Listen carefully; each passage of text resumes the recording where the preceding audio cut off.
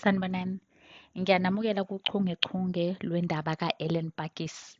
Nayo ikhuluma nge-filicide, okusho ukuthi abazali ababulala izingane zabo ngenhloso. Indaba ka-Ellen iyafana nale ka-Susan Smith, kodwa izathu ezaholela ekutheni babulale azifani. UPakis wayaziwa njengomama onothando, okholwayo futhi oyilunga elihloniphekile emphakathini wase-Lavender Hill. Kodwa ekuseni ziyi-12 kuSepthemba ka-2007 wabulala indodana yakhe u-Abby ngokuyiqinya ngentambo. Akazamanga ukubaleka, kodwa wazinikela emaphoyiseni wafike walivuma icala lakhe.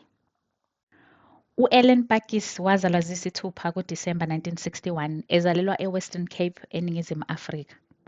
Ubaba wakhe wabalahla uPakis esewuswana. Bahlala nogogo ozala unina izinyanga ezintathu, okwathi emva kwalokho ugogo wabaxosha, bagcina sebehlala emgwaqeni. Ngokuhamba kwesikhathi unina ka-Ellen wathola umsebenzi wokuba umsizi wasendlini ehlala naye la ayesebenza khona, nokuyilapho ahlangana nendoda eyaba umyeni wakhe uLucas. Ilapho u-Ellen ahlangabezana nempilo yokuhlukumezeka neyokunganakwa. Wayehlala nabantu ababezinikele emanzini amponjwana futhi unina engenandaba naye. Wahlukunyezwa ngokocansi eneminyaka 4 kwaba yinsakavukela waze waba neminyaka engama-29. Kwaqala ngendoda unina ayehlekisana nayo, emuva kwalokho kwaba amadodana wesifazane owayesetshenzelwa unina.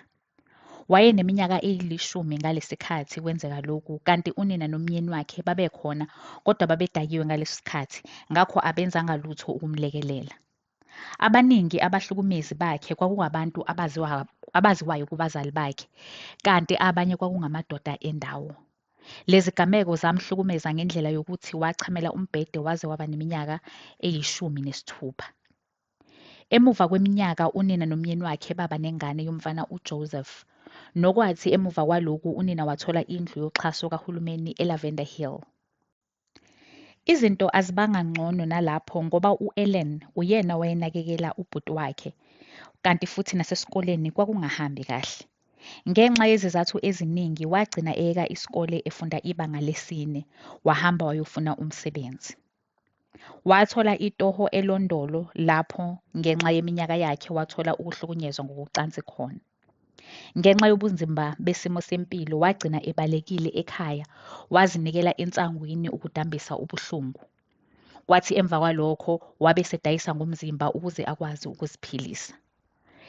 Ekudayiseni kwakhe ngomzimba wahlangana nomlisa aba nobudlelwane naye. Wakhulelwa kodwa isisu saphuphuma ngenxa yokuhlukunyezwa ile ndoda. Emuva kweminyaka 2 eneminyaka eyi-16 wabuyela ekhaya. Wathi efika nakhona wafike wakhulelwa, kwathi emva kokuzalwa kwendodana yakhe uRudolph washada nobaba wakhe. Umshado waphela emva kwezinyanga eziyisi-6. Kuko konke ayesedlule kukho u-Ellen wayechazwa njengomuntu owayeneqiniso, enosizo, enothando futhi enenhliziyo enhle, kanti futhi wayenethemba ukuthi ikusasa lizoba ngcono kunemuva lakhe. Ngebhadi impilo ka-Ellen ayizange ibe lula. Ngiyabonga, asiphinde sihlangane kusasa engxenyeni yethu yesibili.